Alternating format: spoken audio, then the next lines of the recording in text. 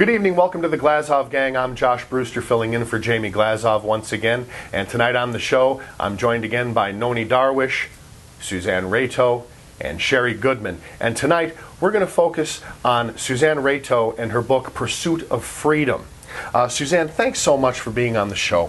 One thing I wanted to talk to you about is that growing up in the 1970s here in America, our understanding of the world was heavily influenced by the Soviet Union and our concept of American freedom versus what the Soviet Union was doing and all the different things it was doing. But unfortunately, I've noticed in the last 20 years, the education of modern generations about communism and what it was, I think has fallen by the wayside, Susanne. And I was wondering if you share that concern. I totally share it because I know my own grandchild who isn't really learning much about it. And part of our being is the substance of what we've experienced.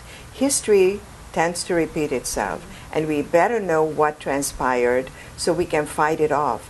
I think very often I speak to people and I tell them, you know, when I hear certain things, they not only frighten me, but they really threaten my being because I not only heard those stories, I've lived the consequences. And every time something happens, and when I tell somebody, see, I told you so, and they say, well, I know, but it was so unbelievable I couldn't understand it. For example, how many people realize what underlying issues there are in certain commentary?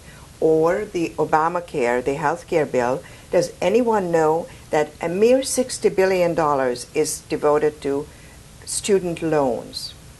Do you have any idea what the implications of that are?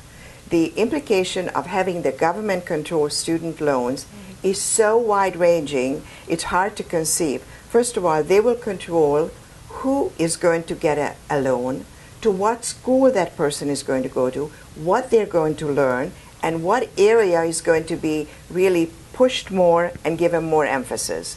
And they also have two more things that most people just gloss over. If you pay back your loan in 20 years, but if you pay it back, but if you go for a government employment, you can pay it back in 10 years. So people who are benefiting from it are government employees. And then at the end of, let's say, a medical school or college or whatever, then the government will tell them where to practice, for example, in medicine, and where they need them, they won't have the freedom. Our liberty is almost stifled.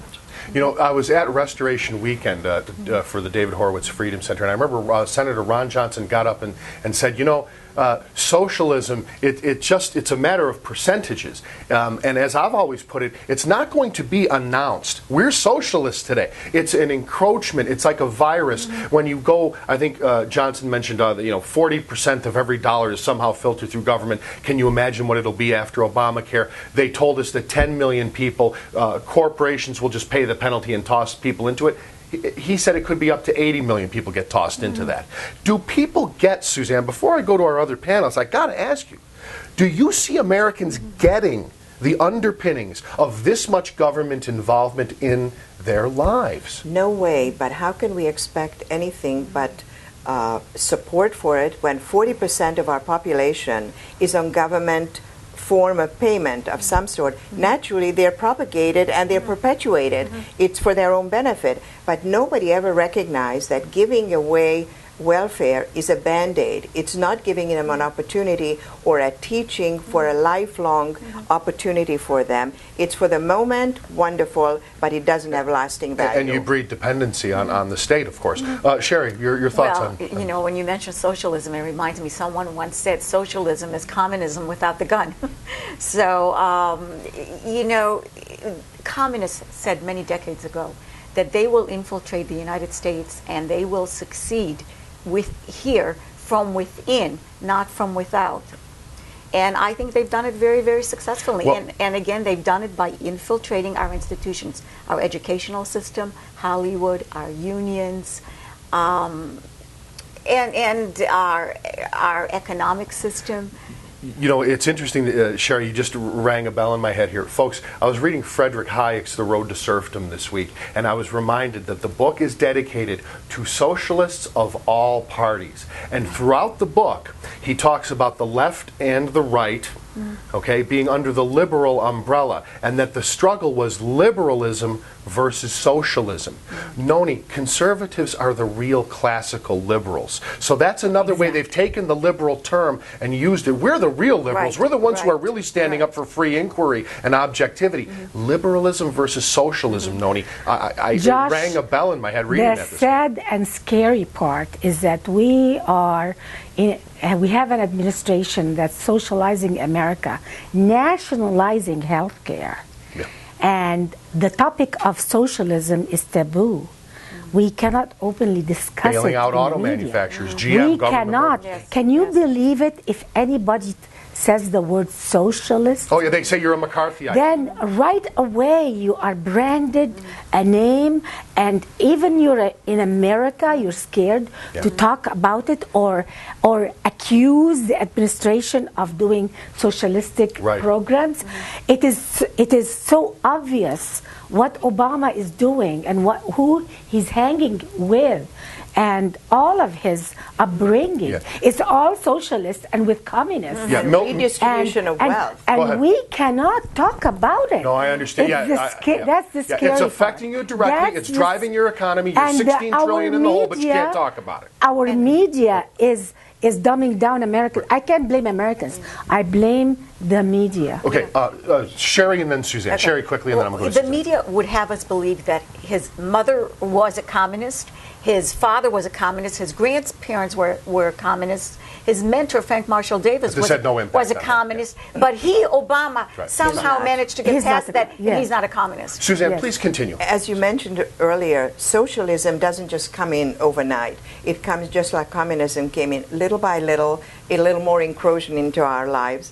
And by redistributing wealth, in this country we're redistributing wealth amongst individuals.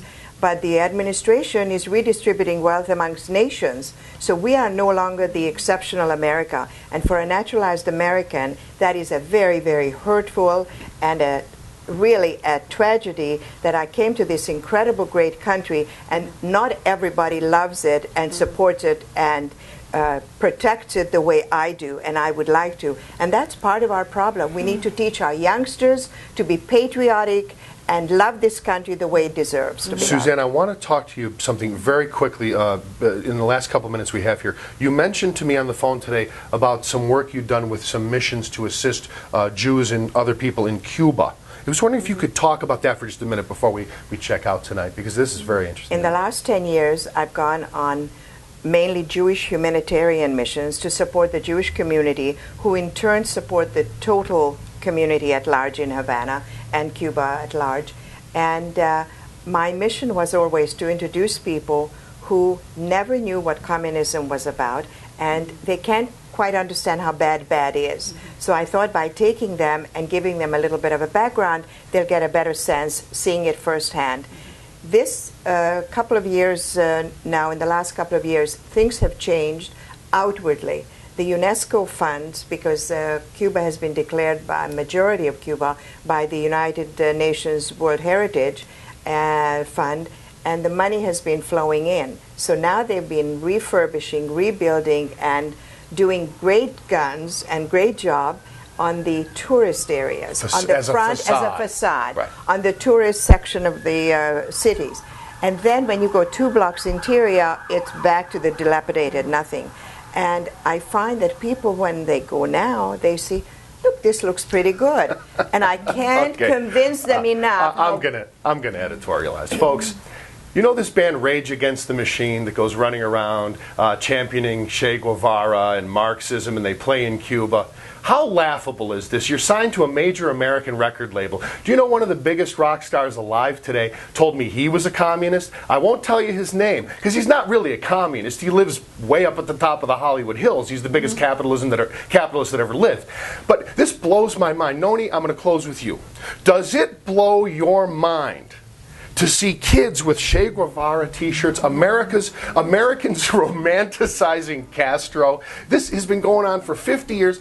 Do you get any of this? Because I don't get it, Nonie. We have neglected transmitting our culture to the new generation. They're very good. And we have brought a generation of Americans, the age of my kids, who are ashamed of their heritage, and they are ready to give America on a silver platter to the outside world. Shari, I know you agree with me on this. Just keep spoon feeding your college kids Howard Zinn and Noam Chomsky and all that other garbage that they feed them, right, Shari? Yes, I would recommend, if I have to recommend one book for required reading, it should be Dennis Prager's The Last Best Hope. Very good. And you know what else? I'll close with this, and this will be a shameless plug, but the guy deserves it. How about David Horowitz's Radical Son?